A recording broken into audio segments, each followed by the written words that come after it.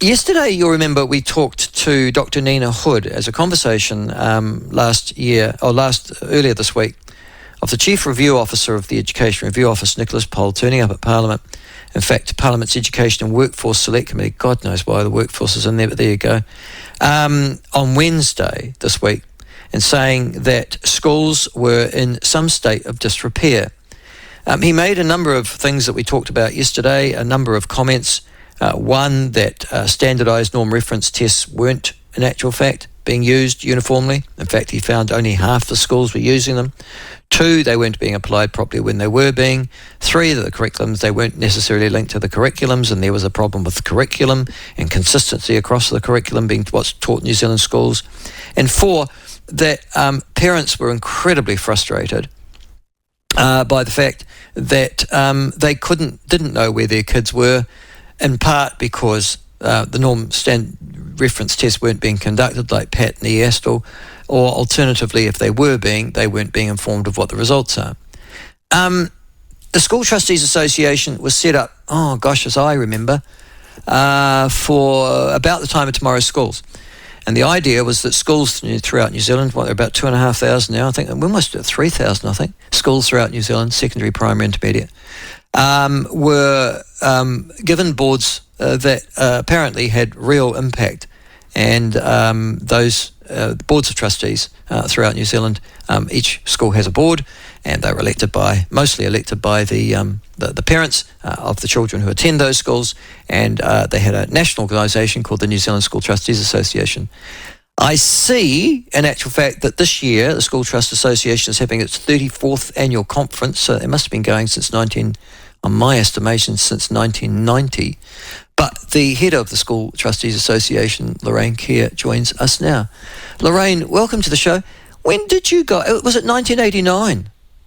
Yes, it was. Yes, it was. We came out of the Tomorrow's Schools reforms.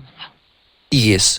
And so each of you had your own board of trustees, so therefore, was it automatically, therefore, you had a national organisation called the New Zealand School Trustees Association? To be honest, when the reform came through, the government set up an organisation called the Parent Advocacy Group. I guess they saw the need for somebody to be supporting whatever was going on at the time, back in 1989. And then a couple of years later, the government pulled the plug, and New Zealand School Trustees Association was born. Right, so you're established in 1989, yeah? Mm-hmm. Correct. And you've been going ever since. You're a not-for-profit incorporated society with charitable trust status, I see. Does that mean that you struggle for funding? Because where do you get your money from? We have a membership. We have a membership of 2,200 schools of the 2,437 schools there are in the compulsory sector. And we also hold a contract with the Ministry of Education to deliver services to boards. Right. So you're basically a professional body for school boards. Have I got that right? Correct. Right. Okay. Now, we've talked before, Lorraine, about the frustration of parents in the compulsory schooling system and the lack of information. Did you have the opportunity to read the report of the Chief Review Office, Nicholas Poll, this week? Yes, I have read it. And yes, I even feel the frustration of parents. I mean, I'm a grandmother now, and I feel that frustration because of my own grandchildren.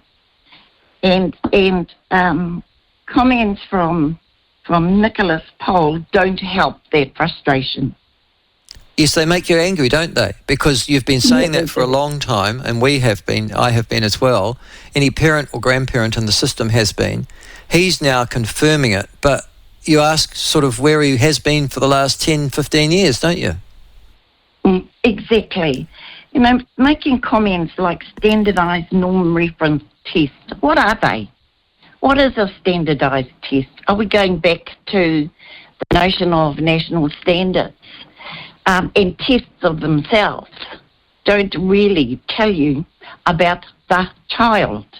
Is it a test to, no, I don't know. When we look at able to identify their highest and lowest performing pupils, why would you do that? Why would you do that to the individual students in school? Well, So because then you know who you have to teach to. I mean, I had this discussion last night with my wife. Now, I suspect that you and I are probably of similar age. I'm probably a bit older than you are, Lorraine. But I'm going to say this to you. When we went to school, or when you went to school, at primary, intermediate and secondary school, there were groupings of kids based basically upon intellectual academic ability, weren't there? So and it was called streaming. And so a teacher, one of the advantages of streaming, as far as I could see it, was that you ended up with kids of a similar ability, not greatly widely disparate from each other, and therefore you could teach to that level, whether they were of a high IQ or a below average IQ, for example. We got rid of streaming. I don't know why, but we did. And now teachers will end up with kids, and that was the point that Nicholas Poll was making to education this week, who will be well above average in terms of their ability, and they're in the same class as somebody who's well below average. And somehow the teacher's got to teach across 5, maybe even 6 years, maybe even more, of ability in their classrooms. Doesn't that seem odd to you? Yes, it does. Yes, it does.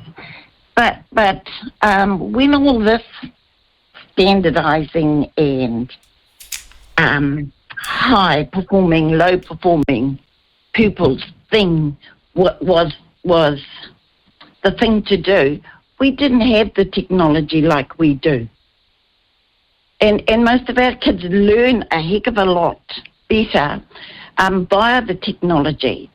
And so I guess what I'm saying is our system equipped for new ways of learning? Kids go to Google nowadays if they want answers. They go elsewhere. They're not reliant on their teacher for anything like that. They don't see themselves in groups. What they see themselves as is the individual. And are we actually giving any consideration with the standardised testing to the individual child? You've got kids. I bet you can tell me that none of them are alike. And so that's what we're trying to grapple with. So is a standardised test the thing to do? Well, but I've also had other educationists on the show over the last couple of years, Lorraine, and one of the things that they all point out to me is the need to ground our children, particularly between the ages of sort of year 0 and year 8, with the basics. In other words, you can't in actual fact become creative or an independent learner unless you in actual have the basics in place first. Basic numeracy, basic literacy, the basic ability to communicate and write. Would you agree with that? Absolutely. Absolutely. Despite what I just said, absolutely. But there's more to it than that in today's world. Yeah, you know, he also states that teachers need good assessment. Yep. Teachers need more than good assessment. Teachers need to support themselves. We have a system, I think the last time we spoke, I talked about it being broken. But we do have a system where is the support that our schools, our teachers need there or not? It's frustrating. It really, really is frustrating that we say all these words, but we don't back it up with any kind of support mechanisms. Well, that's very well. Well, this is a good time to ask you the question then. The number of people who have started to work for the Ministry of Education over the last 6 years has grown like topsy. I think they provided those figures to Parliament. It's almost 2,000 in that time period. Have you seen any discernible lift in education, in teaching quality, in support to teachers as a consequence of that over the last 6 years, Lorraine? No, I haven't. Sadly, I haven't. What I've seen is our classroom teachers being overworked. And the overwork is probably the compliance that gets everybody, the compliance that they should be doing A, B, C, D. Don't forget this test, and yes, you've got ESL, and yes, you've got PAT, and oh, by the way, this is only a 5-year-old child versus an 8-year-old child.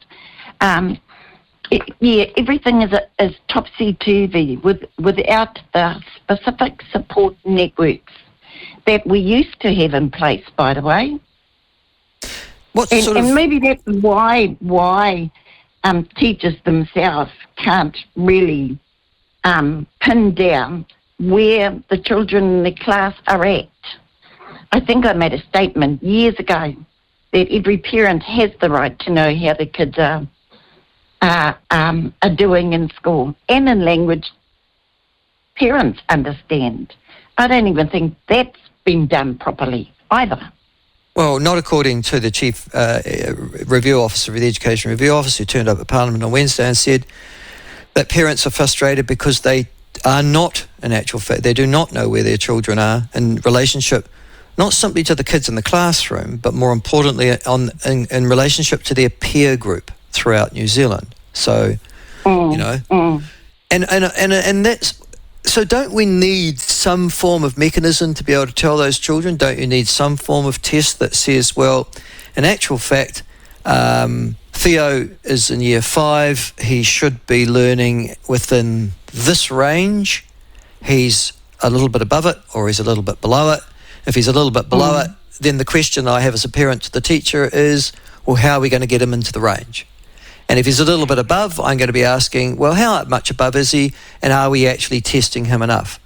I can't have those conversations if I'm a parent at the moment, can I? Because I actually don't know where my child is. Correct. You know, last year at our annual conference, our conference theme was, if you could reset the education agenda, what would it look like? And that would have been an interesting question. The common theme that came out of that was, we need a system that fits our kids, not a system that the kids have to fit into.